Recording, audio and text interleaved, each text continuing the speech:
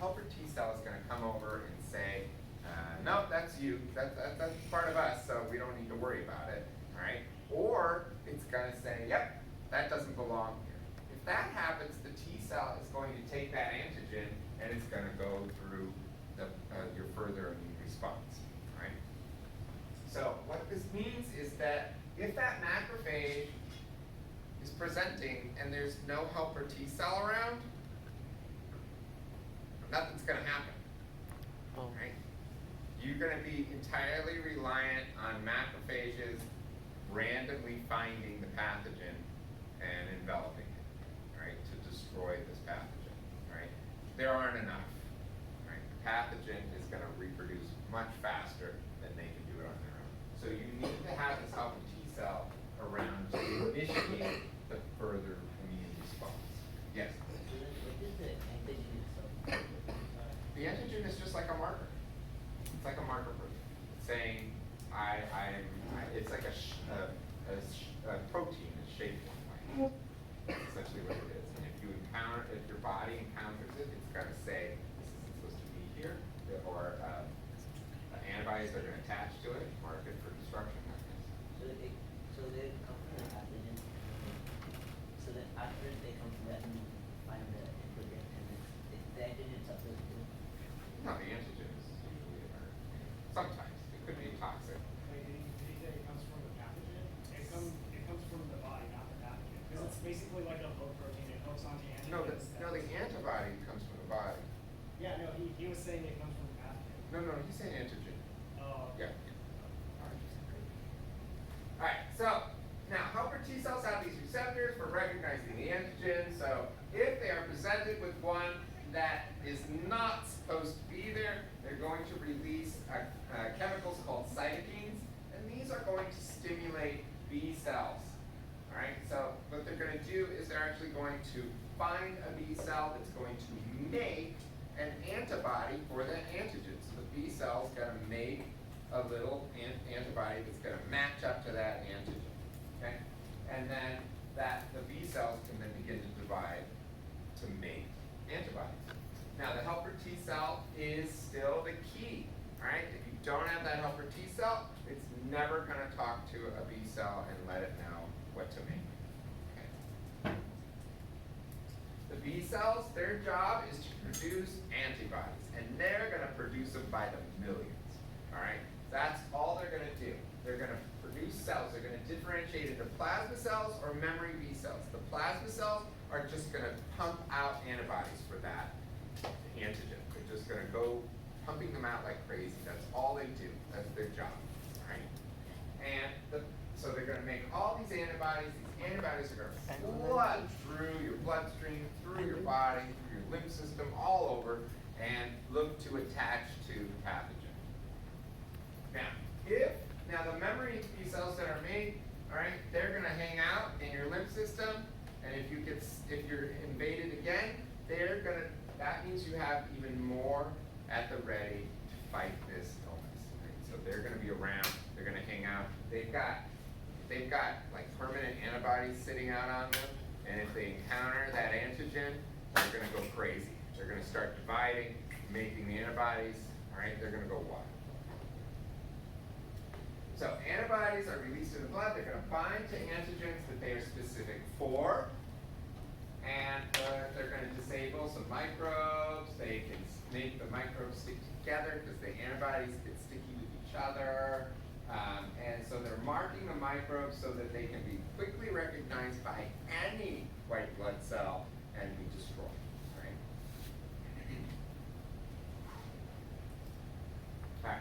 Now, meanwhile, while you've got these B cells doing their division, making their antibodies and stuff, T cells also differentiate, right? So that helper T cell is going to differentiate into some cytotoxic T cells, also known as killer T cells, and memory T cells, right?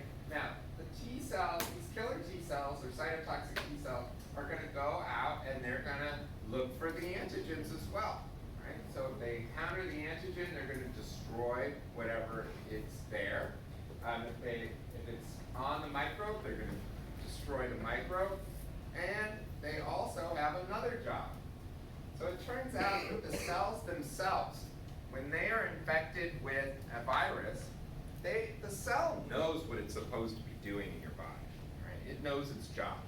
And all of a sudden it's making this other stuff, right? And the cell actually can take some of the materials that it's making and it pushes them out to the cell surface. And essentially it's saying, hey, I'm making this, I'm not sure why, right? And so they hold this stuff out, right? And these are essentially antigens, right? And so what happens is a killer T cell is going to come along and it's going to go, oh yeah, that's what I'm looking for, and it releases chemicals that are going to kill that cell, right? So the cell essentially is like, am I supposed to be doing this? Nope. Right, so you're dead. So, but this is good because what you're doing is now that cell can't make that virus anymore, right? So now it's going to, the killer T cell is going to go on to the next cell, and it's going to go on to the next and the next. If you've ever had a sore throat, not strep because that's bacterial, so that's a different thing, but when you get a sore throat like when you have the flu, all right, that's mainly actually from your killer T cells destroying the cells in here, all right, because we want to get rid of them. And it's even though it hurts, it's a good thing. And eventually through mitosis, they'll replace themselves and we'll be fine again. But that's what's happening here. Now, if you have a bacterial infection like strep, that's different. That's the toxins being made by the bacteria that are breaking down your cells. All right. Now, all right, we got that. So, let's go over this. We've got a macrophage going about doing its thing. It encounters a virus, right? It's going to engulf that virus. It's going to break it down into little pieces. These are the antigens, right? It's going to present these antigens on the outside, right? It's going to hold them out. A helper T cell is going to come along, recognize that, yep, that's not me, right? That helper T cell is going to release cytokines that are going to let the B cell know to come on over. I need you to make this, right? So the B cell's gonna start to figure out and learn how to make the correct antibody, right? So you're gonna get plasma cells that make antibodies, right? That's all they do. They just churn them out by the millions. Right? Then you've got memory B cells that are gonna hang out. They've got these little guys on the outside that if they ever encounter this thing again, they're going to spring into action and differentiate into more memory B cells and plasma cells. Now, you get some memory helper T cells that are going to remember that, right? So they'll be around for that too. And you get cytotoxic T cells. They're going to go out and look for that antigen on stuff. So in this case, it's an infected cell. It's going to destroy it, right? And you're also going to get some memory cytotoxic T cells. Out there too. Now, this all takes time. Okay? It takes about 48 hours to go from here to here to here.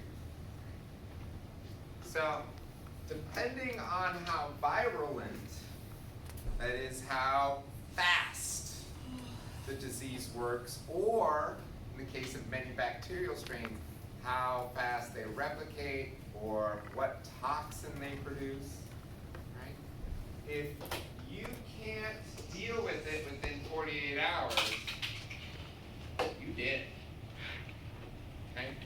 So the bubonic plague, so what caused the Black Death, that's one of those, right? So that kills you within 48 hours, okay? Because the bacteria replicates that fast, and the toxins they produce,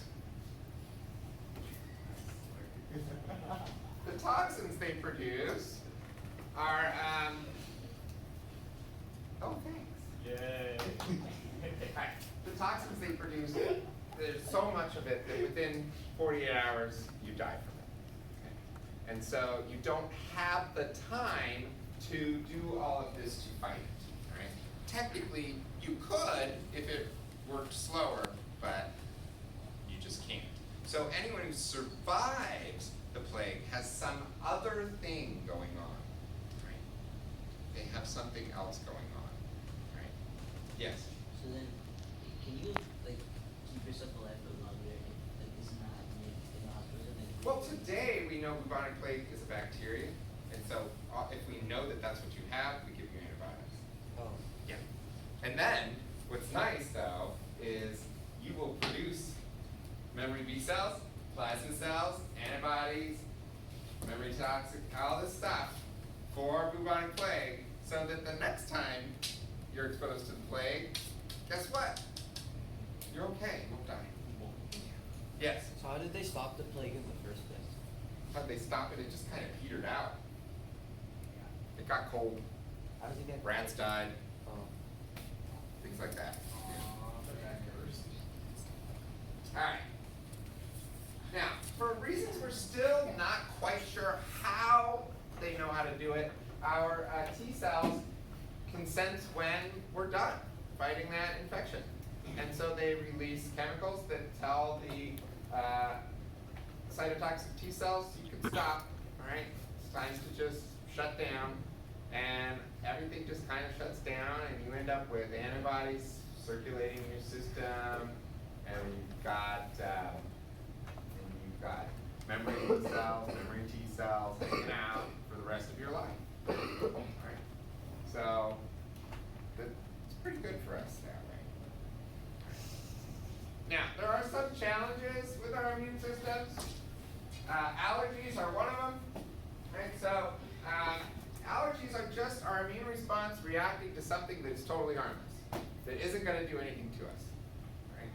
So in general, it is believed that somehow, some way, the antigens from these materials or parts of these materials somehow ended up in your bloodstream, and then you now develop an allergy to it. Right?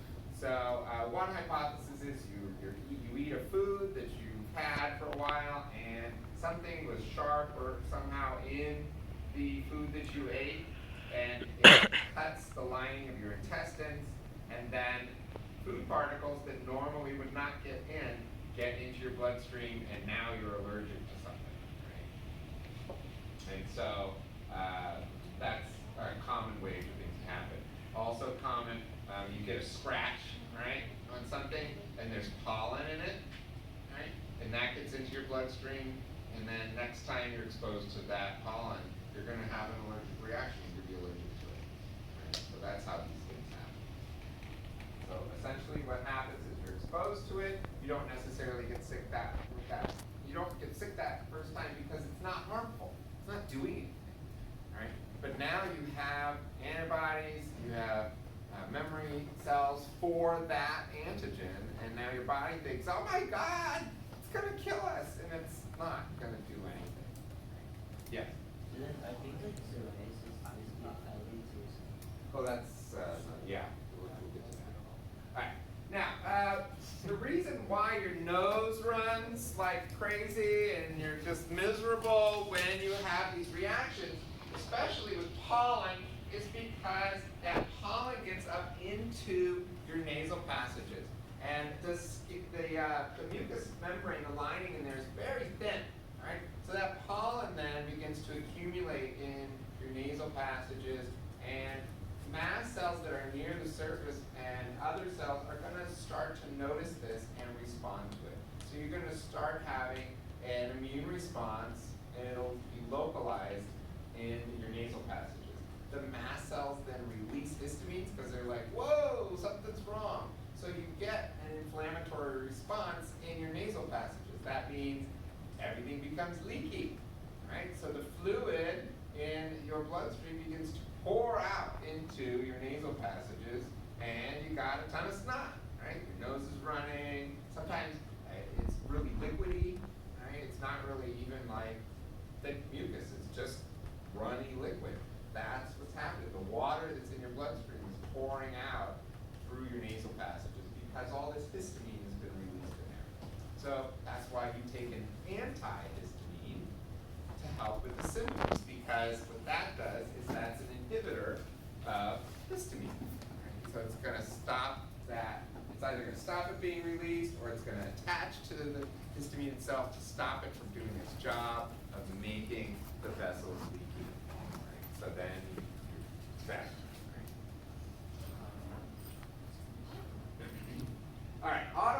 disorders.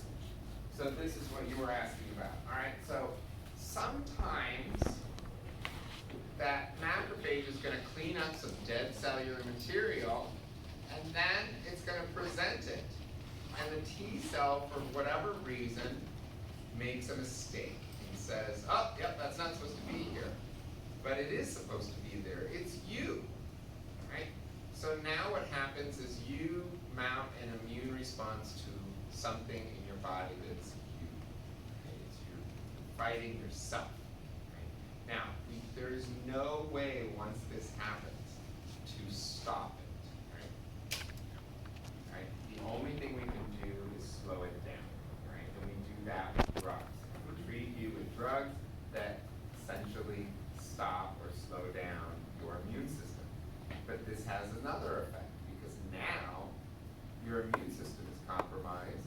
So you have, now if you're exposed to pathogens, you can get sick easier, right? So what happens is if they get sick, they've got to go off their medication so that their immune system can fight that illness, but then now the immune system is going to start fighting them again, so then it's a terrible, horrible roller coaster that individuals have. So there's multiple sclerosis, attacks the nervous system. Lupus is pretty general, right? And arthritis is going to attack your cartilage in the joints as being a foe. So cartilage in your body gets attacked by your own body. Right? Now cancer is, now you'd be surprised, but most everybody gets some kind of cancer in their life. Wait, really? Really. But most of those cancers are slow, right? And what it is it's just a cell that's not doing what it's supposed to do.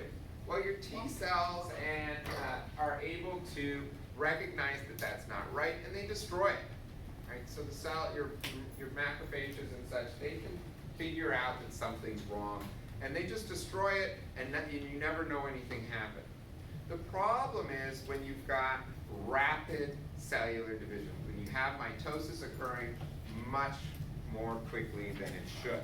Right? When that happens, right, the T cells and the macrophages and everything you have cannot keep up with the cellular growth. Right? One of the early indicators is if they suspect cancer, they do a blood test where they see you have certain kinds of white blood cells in your system elevated. You'll usually feel sick, right? You feel like something's not right. You're under the weather. And this is because that's what's happening. Your body is fighting it like it's a disease, okay? But it just can't keep up. If the tumor is still small enough or localized, it can usually be removed, and then the problem goes away. But if it has metastasized and spread through the body, then you've got more problems because now you've got these cancer cells, who knows where, all over. So that becomes much harder to treat. Yeah? So are cancers that like attacks, they say that multiply faster or Well, that, are like, so some places of the body like produce more cells faster, right? it just depends on the cancer itself, because it doesn't have to do with that. That's the whole point, is that the cancer is doing something wrong, right? And the speed is different, right? It depends. And it depends on the location of it. All right, so we as humans have been able to develop antibiotics and vaccines over the years. So antibiotics are going to interfere with bacterial reproduction or bacterial cell wall formation. So that's their main method of working. All right.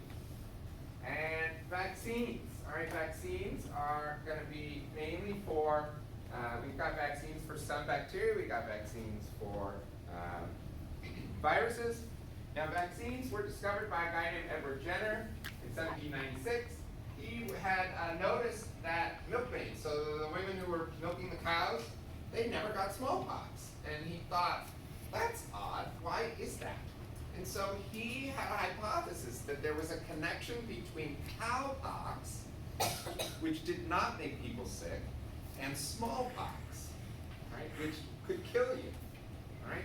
And so he hypothesized that somehow that cowpox was related to the smallpox and it would protect you. And what it was that he didn't realize was the cowpox had some of the same antigens as the smallpox. Oh. So that what happened was, if you were the milkmaid and you got exposed to that, you didn't get sick, but if you got exposed to smallpox, you could fight it off immediately, so you'd never get smallpox.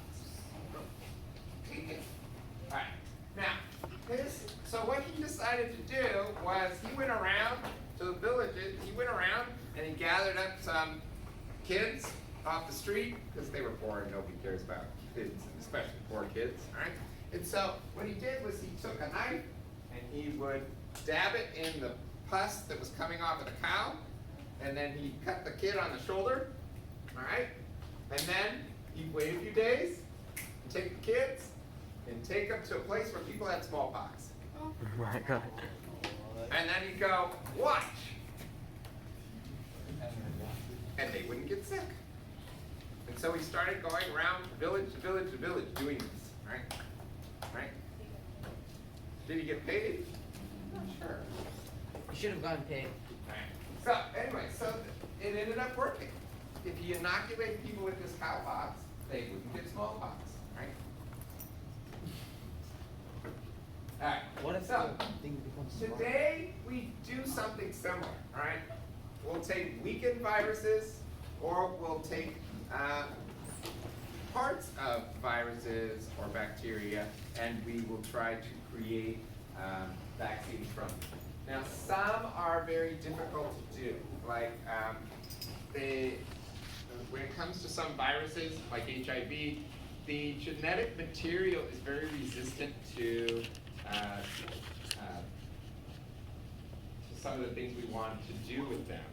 And the capsid is very delicate, so that if we try to weaken it, It just the antigen doesn't stay the same. And so we can't easily create a vaccine for it. Or the genetic material stays intact, and then if we inoculate someone with it, they get the disease. Oh. So this happens with many pathogens out there. So it's not easy to make vaccines. You've got to be very delicate about how you're doing it.